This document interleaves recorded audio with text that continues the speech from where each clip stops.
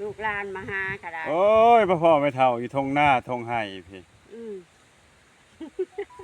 ไม่เฒ่าเราสิออกเกลือไก่เกลือเป็ดเป็ดลาย เกลือ บ่ หมู หมูพร้อม หมูช่องเตา จนบ่จื้อกันหลายปีแล้วบ่ได้พ้อกัน อืมแข็งแห้งแข็งแห้ง อยู่ดีไม่แห้ง อืม พ่อไม่เฒ่าสู้อยู่ทงไห้ทงหน้าอยู่ห้องยังนี่ ห้องหมูแม่ ห้องโมแม่เพ่พ่อกันอยู่กลางห้องเพ่ ห้องน้องทับเต้าแล้วอันนี้ค่ะ กับเต่า อืม หน้าไอ้ท่าพี่เนาะ เออ โอ้ อืม อยู่ดีมีแห้งเนาะ อยู่ดีไม่แห้งเขาจะเจ็บแอว อืม เฮ็ดน้ำเข่าที่อยู่นะง ตอนแรกขอยถามว่าผู้ใดไทยหน้าหายว่าลูกเคยว่า คอยเบลจะโลนบ้าน อันนั้น ลำ แห เพ ละ ง แต่ว่า ได้มาหาแล้วบ่พ เอ มา อ เออ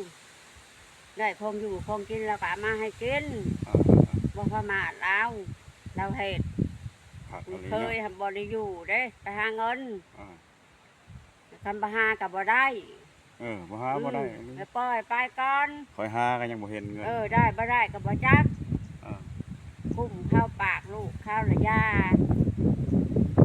ต้นอุดไว้ในของไผ ของพ่ออีพุด อ๋อ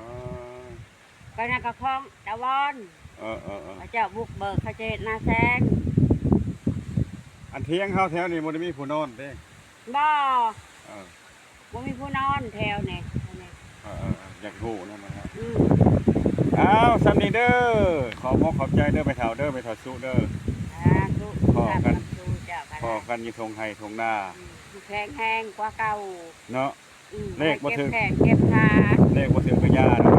มันอยู่ดีไม่แห้ง